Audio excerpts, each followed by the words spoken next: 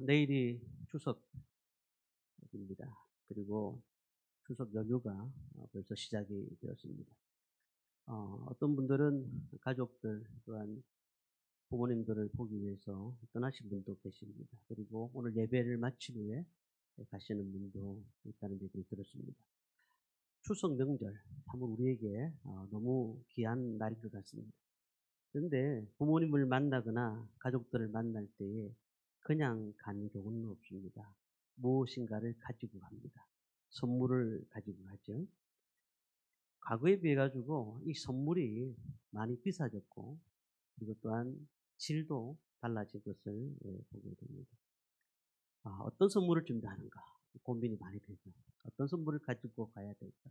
늘 똑같은 선물을 가지고 부모님을 찾아뵈야 되나? 그런 고민들도 있습니다. 우리가 피곤이 모르는 지금 청년들이나 젊은 세대에는 선물에 대해서 다른 느낌을 갖고 있습니다. 의미 있는 선물이 아니라면 예, 가격대가 좀 작은 선물들은 그렇게 크게 와닿지 않습니다. 하지만 우리 부모 세대들, 그러니까 배고픈 시대에 사셨던 분들을 보면은 참으로 많은 어려움을 겪지 않았습니까? 자녀들이 늘 장날만 되면은 에, 부모님을 기다립니다. 오늘은 어떤 거를 사오시나. 그래서 기다리고 있다가 부모님이 정말 좋은 반찬이나 좋은 과자를 사오시면은 그것을 한 자리에 모여가지고 먹기 시작합니다. 어른들이 그때가 굉장히 행복했다. 그렇게 말씀을 하시는 것을 제가 들었습니다. 선물이 뭘까요? 주는 자의 마음과 받는 자의 필요가 더해져야지 그게 선물이 되는 것입니다. 성경은 주님이 우리에게 선물을 주시기 위해서 이 땅에 오셨다. 이렇게 말씀을 하셨습니다. 무슨 선물을 주기를 원하셨을까? 또 우리는 또 무엇을 받기를 원했습니까? 사실 주님이 주시는 선물에 대해서는 생각을 해봐야 됩니다. 가치를 알면은 그 가치가 굉장히 많은 삶의 변화를 일으킬 수가 있습니다. 가치를 모르면은 의미 없는 선물이 되는 것입니다. 주는 사람이 아무리 좋은 선물을 준비했다 할지라도 받는 사람이 관심이 없으면은 아무런 소용이 없습니다. 주님의 선물도 마찬가지입니다. 육신의 옷을 입고 이 땅에 오셔가지고 우리에게 전하려고 하는 선물이 있습니다. 오늘 본문의 말씀은 예수님께서 이 땅에 오셔서 첫 번째로 공생의 사역하시는 가운데 첫 번째로 일으키셨던 행하셨던 표적을 말씀을 하고 있습니다. 성경학자들이 이 말씀이 주목합니다. 왜냐하면은 이 첫 이적이라고 하면은 결국 예수님께서 어떻게 이 공생애 동안에 사역을 하실 것인가를 그 첫 이적 가운데 말씀하신 것이 있으니까 그래서 굉장히 귀하게 보았습니다. 이 첫 표적을 통해서 어떤 사역을 하실까, 어떻게 말씀하실까를 분명히 듣고자 했던 것이거든요. 주님이 우리에게 주시는 선물이 무엇인가? 우리 세 가지를 오늘 말씀을 드리려고 합니다. 첫 번째는 우리에게 주시는 선물은 기쁨입니다. 기쁨. 잔치하듯 사는 것. 잔치하며 사는 것. 자, 우리가 한번 우리 성도님들한테 제가 여쭤본다고 하면은 삶이 즐겁습니까? 잔치하듯 살고 있습니까? 예수님께서 첫 번째 이적을 일으켰던 장소가 가나 혼인잔치입니다. 그 당시 예수님 당시에 우리나라의 혼인 예법과는 조금 다르죠. 결혼을 약속하면은 문서를 주고받습니다. 문서를 주고받으면 이제 결혼이 이제 성립이 되는 거죠. 그러면서 6개월이나 1년 후에 결혼을 합방을 하게 되고 살림을 차리게 되는 겁니다. 때가 되면은 신랑의 친구들을 데리고 밤에 신부의 집에 찾아갑니다. 그리고는 그 신부 집에서 또한 밤부터 새벽까지 잔치를 합니다. 그리고는 그 아침에 그 신부를 데려다가 신랑의 집에서 잔치를 하는데 그때 결혼 잔치가 적게는 7일부터 많게는 열흘까지 굉장히 긴 기간 동안 유대인의 법입니다. 그렇게 잔치를 합니다. 예수님께서 지금 가나 혼인잔치집에 초대를 받으셨는데 지금 초대받는 그 시점이 어떤 시점이냐면은 마지막 끝날 쯤 돼서 다시 말하면 이제 거의 마무리할 때쯤 돼서 예수님께서 잔치에 초대를 받고 계신다는 겁니다. 자, 이 잔치가 왜 중요하냐? 예수님께서는 우리에게 마지막 때에 말씀하시는 것이 있습니다. 뭘까요? 구원받은 우리들이 천국에 가면 어린 양의 혼인 잔치에 참여하게 하시겠다 말씀하셨어요. 그러니까 이 우리의 삶을 말씀하시면서 너희들이 이 땅에서의 삶이 너무너무 귀하지만은 더 귀한 천국에 가면은 혼인 잔치에 너희들을 참여시키겠다고 말씀을 하셨습니다. 구원받은 우리의 삶이 어린 양의 혼인 잔치에 참여하는 그 삶, 이게 잔치의 삶 아니겠습니까? 오늘 말씀에는 어, 지금 현 상태에서 그렇다면 이 땅에서 우리가 어떻게 예수님의 의도가 무엇인가를 분명히 좀 알아봐야 되는데요. 1절, 2절 말씀을 우리 함께 보도록 하겠습니다. 1절, 2절 있습니다. 사흘째 되는 날 갈릴리 가나에 혼례가 있어 예수의 어머니도 거기 계시고 예수와 그 제자들도 혼례의 청함을 받았더니 3절에 보면은 포도주가 떨어진지라라고 시작을 하고 있습니다. 자, 이 본문을 편안하게 한번 생각을 해보십시오. 그곳에서 물로 포도주를 만드는 기적을 일으키시지 않습니까? 무슨 뜻일까요? 이 본문을 평범하게 본다고 하면 예수님께서는 가나 혼인잔치집에 참석을 하셨습니다. 초대를 받으셨습니다. 자, 그런데 포도주가 떨어졌습니다. 잔치가 깨어지는 것을 원하지 않으셨다는 거죠. 물로 포도주를 만드셨다는 것은 그 잔치가 계속되기를 바라셨던 겁니다. 좀 더 잔치를 즐기기 위해서 주님께서는 포도주를 허락을 하신 것입니다. 자, 우리가 가만히 생각하면 그렇습니다. 예수를 믿으면 늘 말씀 가운데 그러잖아요. 고난을 받아야 됩니다. 순례길을 가고 있습니다. 십자가를 져야 됩니다. 어려움들이 있습니다. 아픔을 견디십시오. 이렇게 설교를 우리가 늘 말씀을 듣고 또 우리도 그런 말씀을 듣고 있습니다. 늘 기도해야 됩니다. 눈물을 흘려야 됩니다.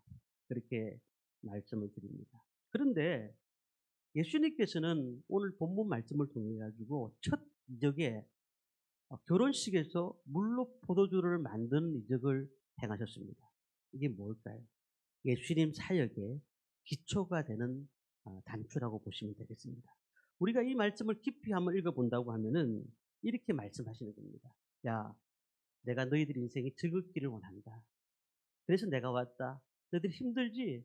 내가 너희들에게 기쁨을 주기를 원해서 왔단다. 야, 그래서 힘들게 살았지만 내가 영생을 주기 위해서 이 땅에 왔고 너 때문에 내가 복음을 위해서 십자가에 달려 죽었고 그럼으로써 내가 천국 갈 수 있는 길을 열어주기를 원한단다. 예수님께서 그렇게 분명히 말씀하시는 것과 같은 것입니다. 우리가 신앙의 여정에는 순례길이 있습니다. 그래서 어렵습니다. 고통이 따릅니다. 하지만은 성경이 말하는 진리가 무엇일까요? 성경이 말하는 진리는 눈물인 동시에 잔치라는 거예요. 예수를 믿고 난 다음에 우울하십니까? 그럼 예수님을 잘못 믿은 겁니다. 예수를 믿고 난 다음에 내 마음이 평안이 와야 되고 기쁨이 와야 되고 은혜가 넘쳐야 되고 교회 가고 싶은 마음이 생겨야 되고 주님은 첫 이적을 이렇게 잔치를 하신 것은 우리가 행복하게 살기를 원하신다는 사실이죠. 그래서 우리가 이 땅에 살면서 망가지기를 원하시는 분이 아니에요. 우리는 늘 기쁘게 즐겁게 살기를 원하신다는 겁니다. 우리 성도님들 가운데 자녀분들이 있습니다. 뭐 나이가 많은 자녀분도 있고 또 젊은 우리 학생들도 있고 주일학교 아이들도 있습니다. 저도 아이도 있습니다. 근데 저는 그렇게 아이들한테 얘기를 합니다. 너희들이 앞으로 어떻게 살 것인가? 나는 딱 한 가지만 얘기한다. 너희들 다른 거 다 필요 없다. 신앙생활만 잘해라. 나머지는 너희들이 알아서 해라. 신앙생활만 잘하면 그 외에 나는 아무것도 타지하지 않겠다. 저는 모아놓고 분명히 얘기를 했습니다. 신앙만 지켜라. 그 외에는 알아서 해라. 이렇게 말을 했습니다. 분명히 우리에게는 어려움이 올 겁니다. 아픔이 올 것입니다. 힘든 문제가 있을 것입니다. 자, 그렇다면은 우리 성도님들은 자녀분들한테 어떻게 말씀하겠습니까? 기쁨으로 살기를 원하지 않습니까? 힘들지만은 편하게 살아라. 가족 불화 없이 즐겁게 사는 걸 내가 바란다. 부모님들이 그렇게 말씀하지 않겠습니까? 하물며 우리가 그렇게 생각한다면 하나님께서는 어떻게 생각하시겠냐는 거죠. 너 고난 당해봐야 돼. 너 힘들어 봐야 돼. 라고 말씀하시는 것이 아니에요. 주님께서 우리에게 첫 번째 말씀하시는 것은 너희들 행복하기를 바란다. 이렇게 말씀하시는 거예요. 행복하기를 바란다. 가나의 혼인잔치는 아마 열흘간 계속되었던 것 같습니다. 그런 가운데 포도주가 없었어요. 포도주가 부족했던 것입니다. 자, 주님은 그것을 원치 않으셨던 거죠. 포도주가 떨어진다는 것은 잔치를 그 자리에서 끝내야 된다는 어비가 되는 것입니다. 계속 잔치할 수 있도록 물을 가지고 포도주를 만드셨습니다. 이것이 예수님의 공생애의 첫 번째 이적이라는 겁니다. 놀랍지 않습니까? 이것이 주님이 하나님이 나를 향한 우리를 향한 심정이라는 것을 여기서 분명히 알아야 됩니다. 이번 추석 명절이 그저께부터 이제 시작되었습니다. 이번 보니까 엄청 긴 시간 동안 쉬더라고요. 저는 그렇게 우리 성도님들한테 말씀을 드리고 싶습니다. 추석 명절 쉬는 동안 복잡한 생각 다 내려놓고 푹 쉬다 오십시오. 푹 쉬다가 온갖 생각 다 하시고 그 다음날 또 직장 가야 되는데 또 아이들이 어떻는지 이런 생각 다 내려놓으시고 푹 쉬다가 오십시오. 사람은 쉼이 필요합니다. 이 추석 명절이 잔치하는 추석 명절이 되시기를 바랍니다. 예수를 믿는다는 게 뭘까요?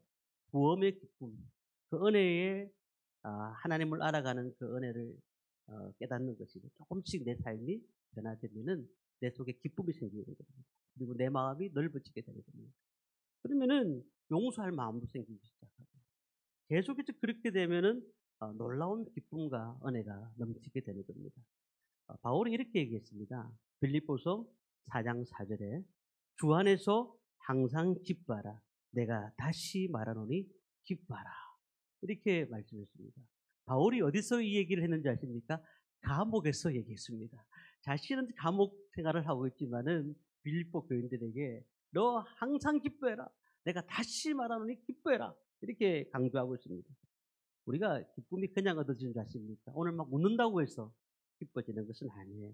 우리가 기쁨을 위해서 늘 기도하셔야 됩니다. 하나님이 기쁨을 주옵소서.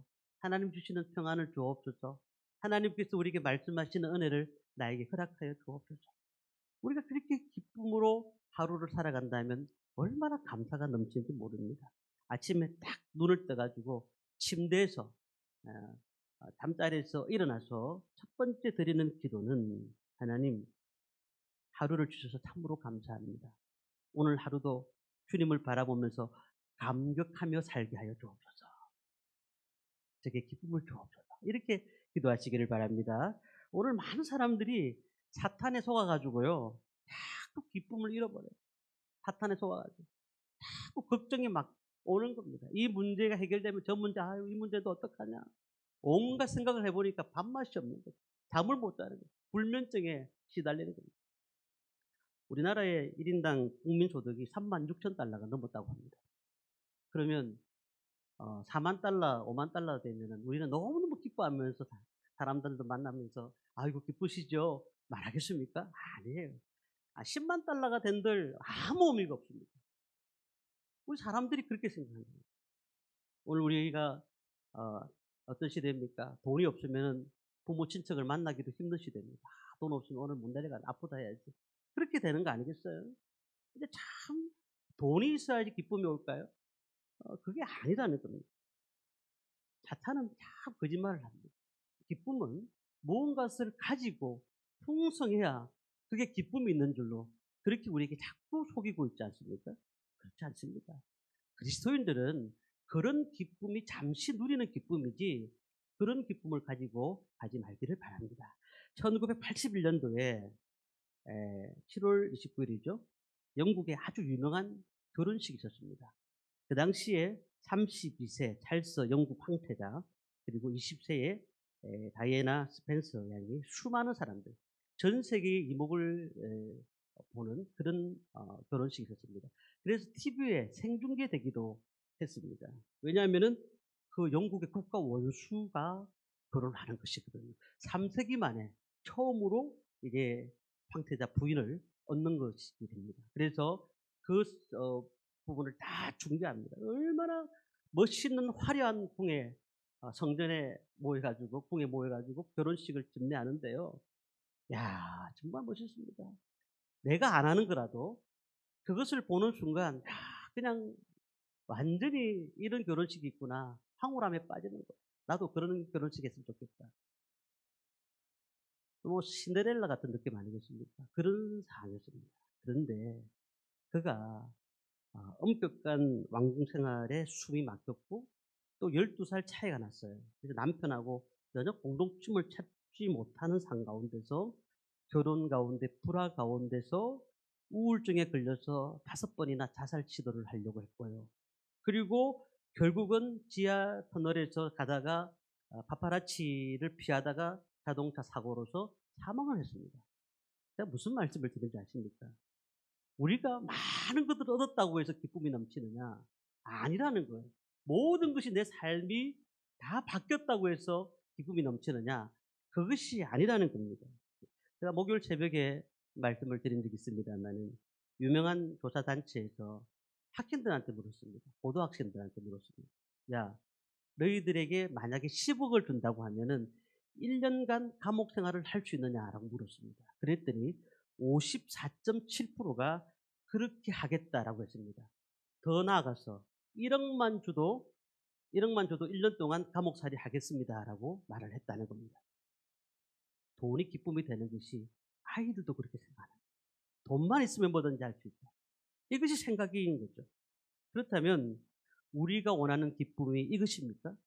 예수 믿고 난 다음에 구원을 받았는데도 불구하고 교회 다니면은 더 뭐 장사도 잘 되고 교회 다니면 더 많은 것을 얻는 그 기쁨을 하나님께서 주시겠다고 말씀하신 겁니까? 물론 이 모든 것을 더하여 주시리라고 말씀하셨으니까 그런 것들을 주시죠. 하지만 그것이 중요한 것이 아니라는 겁니다.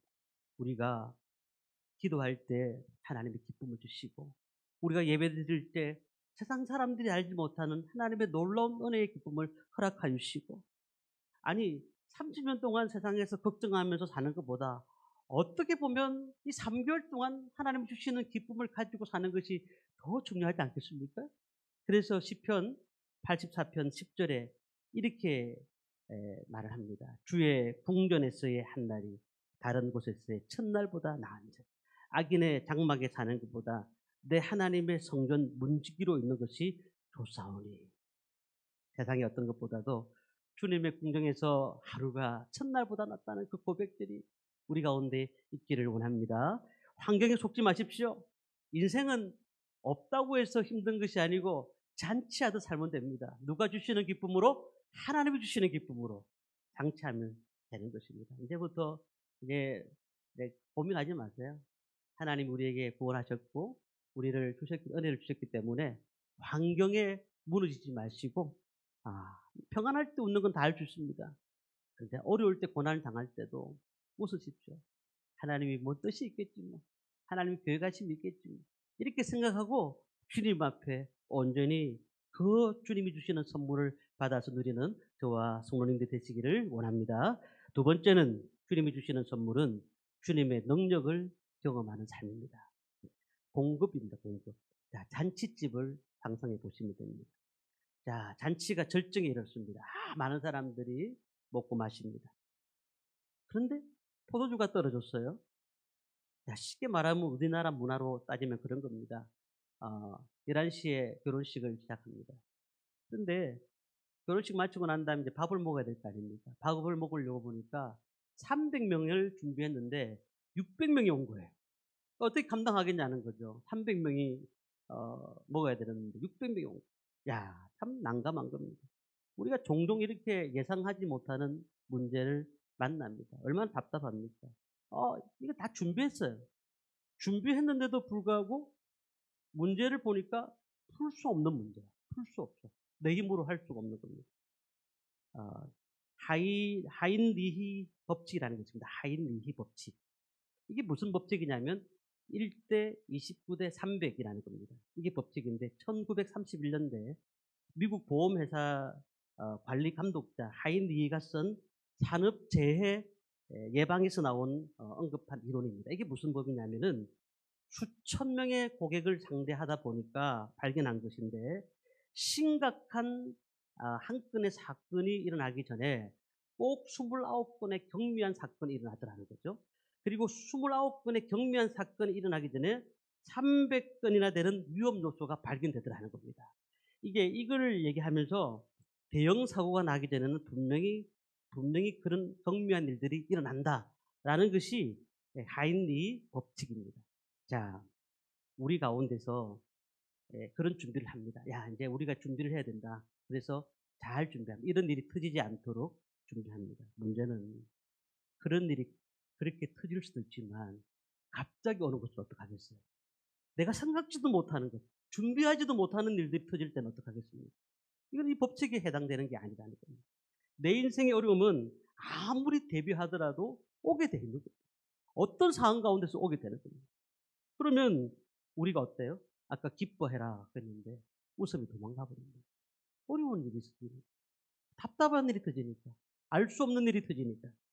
자, 그때에 마리아는 어떻게 할 줄 알았던 겁니다. 1절 말씀을 보면은 사흘째 되던 날 갈릴리 가나에 혼인 혼례가 있어 예수의 어머니도 거기에 계시고 라고 했습니다.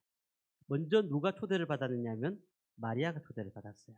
그리고 난 다음에 2절 말씀 보니까 예수와 그 제자들도 혼례에 청함을 받았더니 자세히 보시면 마리아가 먼저 혼례에 초대를 받고 난 다음에 그리고 마리아가 예수님과 그 제자들에게도 초대를 한 것을 봅니다. 물론 신랑에게 또 신랑 측에게 물어보고 초대를 한 것이죠. 자, 문제는 예수님이 계세요. 그곳에. 지금 잔치집이 벌어졌습니다. 막 근심 걱정이 없습니다. 포도주도 가득하고 먹을 것도 가득합니다. 예수님 필요 안 합니다. 왜냐하면 내가 가진 것들이 너무 많은 거예요. 내가 뭐 필요한 것들을 다 했어요. 그러니까 뭐 세상 사람들이 예수님 필요하겠습니까? 나의 힘으로 살아갈 수 있는데, 내 힘으로 살아갈 수 있는데 왜 예수님 필요하겠습니까? 그러니 필요가 없는 겁니다. 문제는 포도주가 떨어졌다는 거예요. 포도주가 떨어졌기 때문에 그 앞에 예수님이 보이기 시작한 거예요. 포도주가 넉넉한 사람은 아무리 얘기해도 의미가 없는 거예요. 그러나 포도주가 떨어졌기 때문에 그 가운데 예수님이 계셨다는 거죠. 그러니 마리아가 예수님을 초대했잖아요. 마리아는 분명히 알고 있습니다. 성령으로 잉태된 예수님이 메시아임을 분명히 알고 있기 때문에 그분에게 부탁을 하는 겁니다. 그래서 3절 말씀, 3절 말씀, 4절 말씀을 함께 읽도록 하겠습니다. 포도주가 떨어진지라 예수의 어머니가 예수에게 이르되 저들에게 포도주가 없다 하니 예수께서 이르시되 여자여 나와 무슨 상관이 있나이까 내 때가 아직 이르지 아니하였나이다. 자, 이게 보면은 여자여 나와 무슨 상관이 있느냐 이렇게 했는데 이게 이제 좀 어렵게 보면 헬라어를 직역한 것인데 괴네라는 뜻입니다. 괴네. 이게 무슨 뜻이냐면은 최고의 존칭입니다. 우리는 여자여 나와 무슨 상관이 있나니까 뭐 어머니한테 이렇게 말할 수가 있는데 아니요. 헬라어 언어로 보면은 굉장히 최고의 존칭, 여인에 대해서 최고의 존칭을 쓰고 있는 것입니다. 그때 예수님이 이렇게 말합니다. 아직 내 때가 아님을 아시지 않습니까? 라고 말을 하고 있습니다. 자, 그 문제를 누구를 통해서 해결됐습니까? 예수님을 통해 해결됐습니다. 막닥뜨린 문제, 우리가 답이 없는 문제를 그 마리아를 통해서 예수님을 모셔왔던 거죠. 그리고 그 모든 잔치를 다시 끝낼 수가 있었다는 겁니다. 다윗이 시편 23편 4절에 이렇게 말합니다. 내가 사망의 음침한 골짜기로 다닐지라도 해를 두려워하지 않는 것은 주께서 나와 함께 하십니다. 주의 지팡이와 막대기가 나를 안위하시나이다. 다윗이 어떤 힘든 문제가 오더라도 사방팔방 모든 것들이 다 힘든 상태에 있을지라도 주님께서 나와 함께 하심을 믿었다는 사실이에요. 문제가 있으면 인생이 끝납니까? 우리 옆에 누가 계십니까? 주님이 계십니다. 하나님이 계시기 때문에 이제 하나님을 믿는 사람들, 주님을 모시는 사람들은 그 문제에 대해서 분명히 하나님 앞에 물어봐야 될 줄 믿습니다. 우리가 우리 힘으로 풀려고 하니까 답이 안 보이는 거예요. 내 삶 가운데 주님이 계신다고 하면 이 문제는 해결된다는 겁니다. 나병 환자가 깨끗한 물 받았고 소경은 눈을 떴고 영생을 받지 못한 자가 니고데모가 영생을 얻었던 것, 이것이 다 그 기적을 맛보게 된 것은 주님 옆에 계셨기 때문에 그 모든 사항들이 변화가 일어난 것입니다. 우리는 보화처럼 버려두지 않으십니다. 우리는 늘 주님이 늘 함께 하신 줄 믿습니다. 그렇기 때문에 믿는 사람들의 특권을 가지십시오. 하나님 나와 함께 하신다는 사실. 그 믿음을 가지고 사시면은 우리의 문제가 딱 발견되는 순간 이거는 내가 할 문제가 아니구나. 하나님이 하셔야 할 문제구나라고 하나님께 맡기게 되는 거예요. 마지막 한 가지는요. 세 번째 선물은 동행하는 것입니다. 이게 동행이라는 게 무슨 말입니까? 친밀함이라는 겁니다. 친밀함.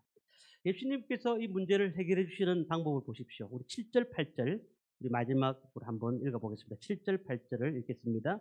예수께서 그들에게 이르시되 항아리에 물을 채우라 하신즉 아기까지 채우니 이제는 떠서 연회장에게 갖다 주라 하심에 갖다 주었더니, 야, 우리가 생각을 해보십시오. 포도주를 만드시는 건 간단합니다. 자, 저 가봐라. 포도주가 있을 것이다. 이렇게 말씀하실 수도 있습니다. 그런데 하인들에게 무엇을 시켰을까요? 물을 떠오라. 그리고 물을 가득 담아왔습니다. 하인들이. 그리고는 손님들에게 갖다 주어라. 갖다 주었습니다. 자, 이게 뭘까요? 주님께서는 우리에게 이렇게 시키시는 거예요. 자, 너 가면은 저 돈이 저기서 줄 것이다라고 말씀하지 않고 너가 이렇게 해야 된다. 너가 하나님을 분명히 알아야 된다고 말씀하시는 겁니다. 9절 말씀 보면 이렇게 말씀합니다. 연회장은 물로 된 포도주를 맛보고도 어디서 났는지 알지 못하되 물떠온 하인들은 알더라. 연회장의 포도주를 먹은 사람들은 이 물이 어떻게 포도주가 되는지 알지 못합니다. 하지만 물떠온 하인들은 물을 떠오느라 손님들에게 갖다 주라 이 말에 순종했기 때문에 그가 어떻게 물이 포도주 되는지를 알게 됐다는 거죠. 우리는요, 알지 못하는 사람이 있고 아는 사람이 있습니다. 하나님께서 동행하는 사람들은 늘 하나님이 누군지를 먼저 가르쳐 주십니다. 우리가 기도를 합니다. 그러면 기도 응답 바로 받는 것? 예. 기도 응답 받는 것보다 더 중요한 게 뭔지 아십니까? 하나님이 누군지를 아는 것을 가르쳐 주시는 겁니다. 지금 우리는 뭔가 하나를 얻기 위해서 빙산을 놓치고 있는 거예요. 이거를 얻으면은 그다음부터 하나님 안 봐요. 이거 얻으면 되니까요.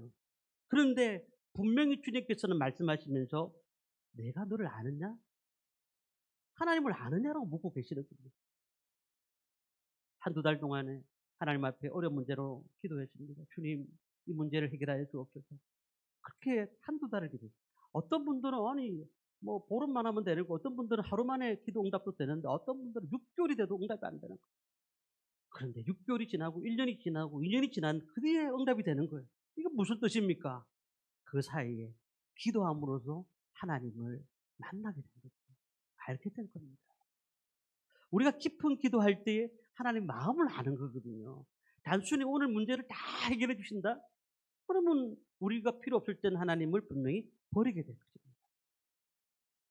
오늘 우리는 어떻게 이 땅을 살고 계십니까?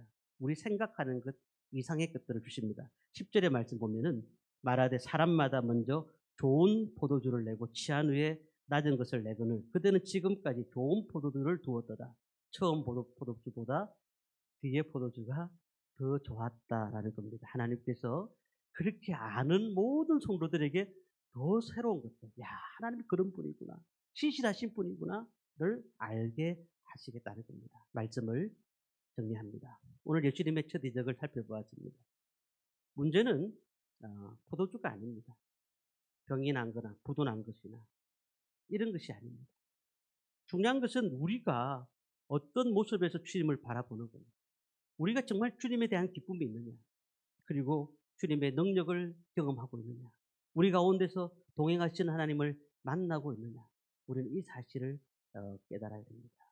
산 위에 무언가가 있으면 끝까지 올라가야 되는 거죠. 오늘도 우리가 주님이 주시는 선물을 잘 받아 누리시기를 바랍니다. 이번 명절 연휴가 길어서 푹 쉬시기를 바라고요.